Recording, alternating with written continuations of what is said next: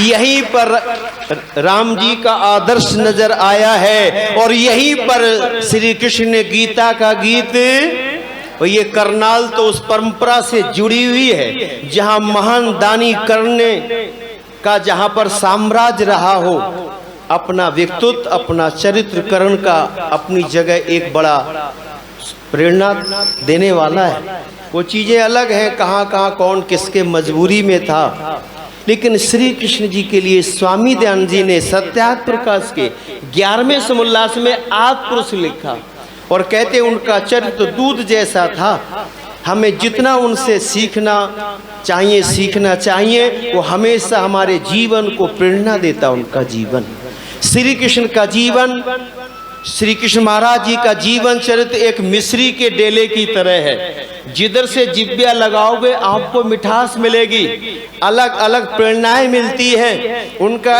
और जितने नाम श्री कृष्ण के हैं इतने नाम किसी महापुरुष के नहीं है। कोई केशव कहे, कोई मुरारी कहे, कोई मोहन कहे, कोई माधव कहे, कोई कान्हा कहे, कोई श्री कृष्ण कहे, है ना।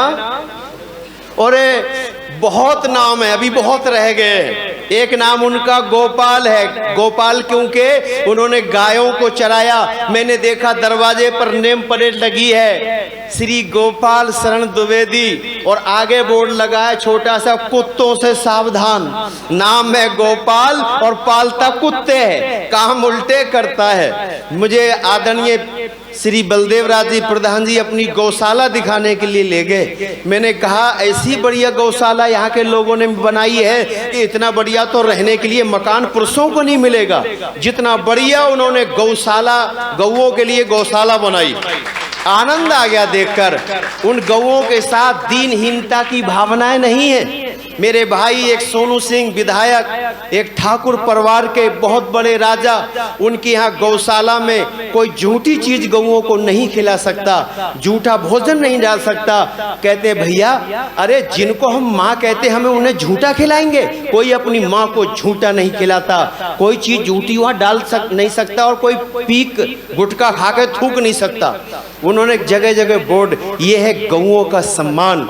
आज नाम गोपाल पालते कुत्ते हैं और ये स्थिति होती चली गई। और मैं तो एक बात कहा करता हूँ, गाय के बिन गति नहीं और वेद के बिन मति नहीं है। गाय पार लगाती है और भैंस आंटी दुबाती है। एक सज्जन ने कहा आप गाय को गौ माता कहते हो तो भैंस को क्या कहेंगे? हमने कहा भैंस हमारी आंटी जी है, बड़ी मोटी बुद्धि की है। जब आंटी जी रास्ते में जाती हो कितने हॉर्न बजा लो, रास्ता देने की नहीं आंटी जी, मस्ती से चल रही है जैसे इन्होंने वाहन का ली है, क्योंकि वो रास्ता दे ही नहीं सकती, इतनी मोटी बुद्धि। और गाय अगर रास्ते में हो एक बिसल बजाओगे रास्ता दे देती है। उसमें तार्किकता है, बुद्धि है, अपनापन है, वात्सल है, स्नेह है, जीवन मिलता है गाय से। इसलिए मेरे महर्षि दयानंद ने गौ करुणा निधि लिखी और गाय हमारे लिए कितना उपयोगी है, कितना महत्वपूर्ण है। इसलिए गाय का सम्मान होना चाहिए। और हमारे योगी महाराज जी ने आज गाय को बचा दिया है। अगर किसी ने छू लिया तो वो बक्कल उतरवा दे उसका। आइए बड़ा प्यारा एक गीत चलते चलते सुनाऊं कि माता, एक बार बोलो गौ माता की। ईमानदारी के साथ बोलना। कितने लोग हैं जो रोज गाय का दूध दुकान से या डेयरी से लेकर आते हैं? बहुत अच्छा, मैं आपको नमन करता हूँ। जो शेष रह गए मैं उनके भी चरणों में नमन करता हूँ। अफसोस ये होता है जय बोलते हैं गौ माता की और दूध लाते हैं भैंस आंटी का। मैंने कहा काय को लेकर आए? कहने लगे चाय बहुत बढ़िया बनती है, दूध में मलाई बहुत मोटी आती है। मोटे होते हैं दूध, भैंस का दूध खा खा कर मोटी बुद्धि हो गई और घर में लड़ाई सूझती है। दो भैंस के बच्चे बांधो लड़ते रहेंगे, पर गाय के दोनों प्यार से स्नेह से रहते। आज घरों में लड़ाई सूझ गई, भैंस का दूध पी पी के दिवाला निकल गया। गाय ही हमारी संस्कृति में है, गाय का वर्णन है। इसलिए गौ की एक आरती मुझे याद आई बड़ी प्यारी कि माता गौ माता सुख की दाता, हम सब उतरे तेरी आरती। माता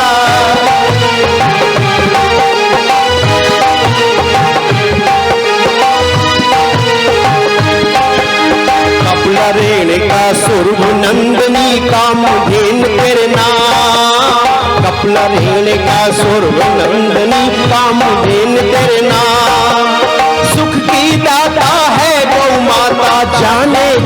तमाम श्याम मोहन ने तुम्हें चराई, गंगा तट बंसी बजाई, बहती जा जल निर्मल धार दी। माता गौ माता सुख की दाता, हम सब उतारे तेरी आरती।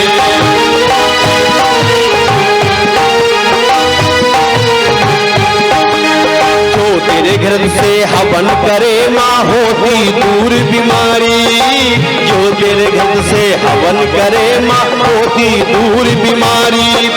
समय समय पे जल बरसा दे, भर जाए खेत और क्यारी, सारी दुनिया को मिलता अन्न, खाकर होते प्रसन्न। दुनिया को मिलता अन्न, खाकर होते प्रसन्न, कहते माँ तुझको सच्ची भारती। माता गौ माता सुख की दाता, हम सब उतारे तेरी आरती। माता गौ माता सुख की दाता, हम सब उतारे तेरी आरती। गाय जीवन देती, बोलो गौ माता की।